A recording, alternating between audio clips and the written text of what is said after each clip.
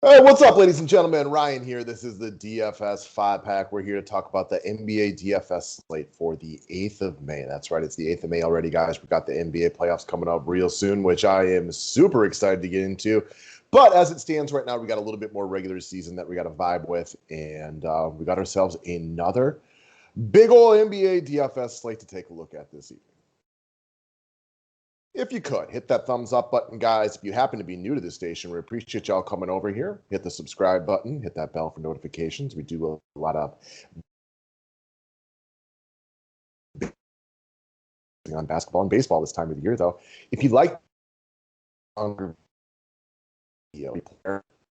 and weekly memberships available to the public, both do both, which is baseball and basketball right now, with NBA playoffs coming up, which is one of our bread and butters over here at the DFS 5-pack. A monthly membership would be a stellar decision and a wonderful purchase for anybody that's interested.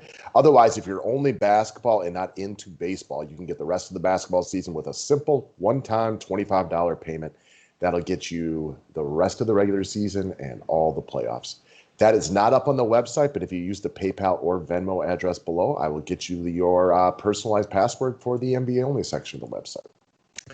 That all being said, guys, let's take a look. And it wouldn't be a day if I didn't have to bring up the cash lock at cash lock. Hey, DK, raise his price, please. Russell Westbrook is just too cheap at 11-1. This team needs wins. This is a huge pace, no defense type of a game.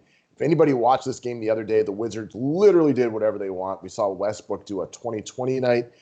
Maybe tonight he goes 20-20-20. Probably not, but I wouldn't put it outside the realm of possibility with the Pacers and Wizards both looking to get some dubs. This game still is going to be very offensive oriented. Westbrook basically walks into value every single day. Again, he should be like 13K. This is absolutely ridiculous that you get stuck playing him every single day. I can't remember the last time he wasn't just the cash lock of the day. And I'm getting sick of talking about him, but if you don't bring him up, I don't want people to think he's not the play of the day. So this is on DK for not raising his price. It's a little bit silly at this point. Just lock him into your cash lineups. And honestly, you should probably just play him in GPPs too. Take your 38-9, and if you want to separate yourselves from the pack, we got other plays where you can do that.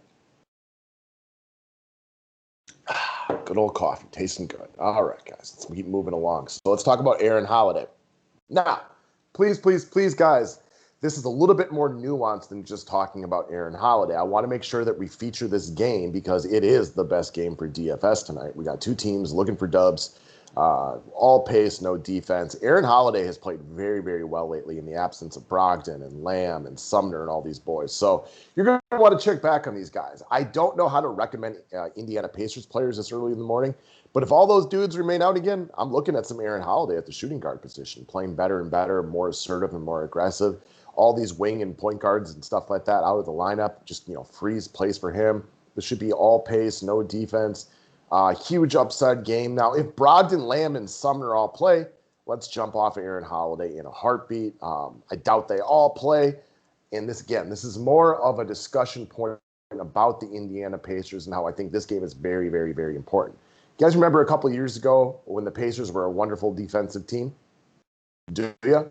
Because that shit's gone. It is over. It is sailed. That ship is no longer with us. You come up with whatever you want to talk about. It just isn't a thing anymore. I was watching Skip and Shannon the other day.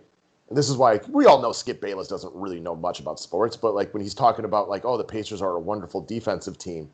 When they were talking about Russell Westbrook, like, no, they're not. They are not a wonderful defensive team at all. They were prior seasons. And right now with missing all these bodies and stuff like that, they've been like just a flat-out bad defensive team lately. So this game deserves a lot of attention, and I like the Pacers guys a lot to play a little bit better today after playing just awful against this Wizards team the other day.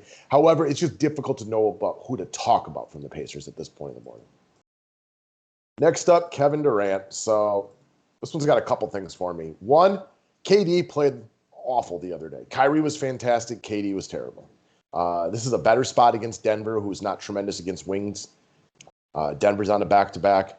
One, Kevin Durant needs to play better after a terrible game the other night. Two, the Nets need wins. They've now dropped 4 or 5 straight. I can't remember if it's 4 or 5. I should have looked that up. But they dropped a bunch in a row. In danger of losing the 2 seed to my Milwaukee Bucks. KD's a little bit more expensive today, so I do think that hurts his ownership just a little bit. Not that he won't be owned. I just think it'll come off of his ownership just a little bit that he's over 10K now. They need the win. No James Harden. The Nets are floundering. I'm sure that they'll find a way to get it back, and that could start as early as tonight with Kevin Durant playing a little bit better. You got like Jokic on the tail end of a back-to-back, whereas KD was off yesterday. Time for him to re-exert his dominance, one of the game's better players. The Nets need wins. Again, I know they don't care about seeding probably as much as some other teams. They only care about being healthy. But like you also just can't completely flounder going into the playoffs. So this is where I expect one of the game's best players to re-exert who he is, and it's KD time tonight. Next up, Khem Birch of the Toronto Raptors. So let's talk about true long shots. I feel like I keep bringing this guy up, and most people just keep being like, I can't play Khem Birch. I can't play Khem Birch. And I'm sure that will mosey on over into tonight as well. Well, let's take a look at Khem Birch now that Aaron Baines has just been out of the rotation. They're now running without Van Vliet and Lowry tonight. Got a bunch of guys out. OG's out. Birch is going to play big minutes. They're going to play Siakam at the 4, Birch at the 5 for a lot of minutes tonight.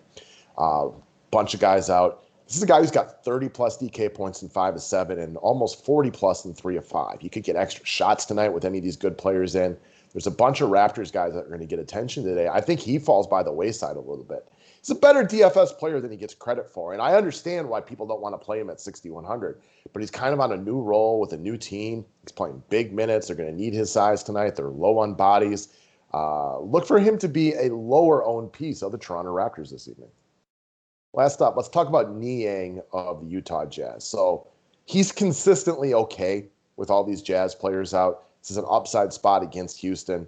Could he see extra run tonight? Maybe. I'm sure they'd rather get some rest to the Goberts and Bogdanoviches and, Ingles of the world than Niang, who's not going to have a major part of the rotation come playoff time. We all know Houston's terrible. And the other thing that could happen here is the day progresses and more guys are ruled out and we get other cheap plays. He's getting a little bit of ownership love this morning. That's all going to fall by the wayside when other guys come to fruition. So this is a spot for him to hit, I think could potentially roll into a mid-20s type performance against a bad Houston team. I don't look at him as a guy that's going to lose run along with some of the other starters. So I think he could be a little bit of a sneaky play as the day progresses. And worst case scenario, he probably hits some version of a floor today in a good matchup against Houston. That is what I got for Saturday, y'all. Click that thumbs up button, hit the bell for notifications, and subscribe if you're new to the station. And what a wonderful time to pick up a monthly membership as we're about to roll into the NBA playoffs and we got baseball running full throttle. Thank you guys. Have a wonderful Saturday. Have a great day, and I will talk to you soon.